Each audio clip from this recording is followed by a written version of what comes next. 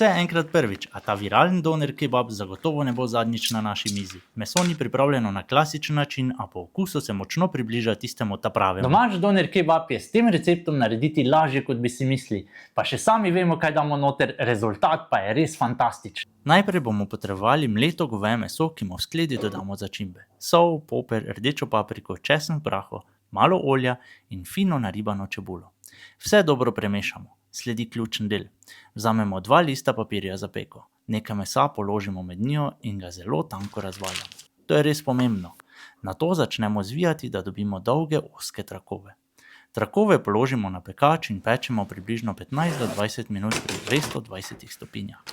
Še vroče odvijemo, natrgamo in postrežemo v lepini ali tortilji.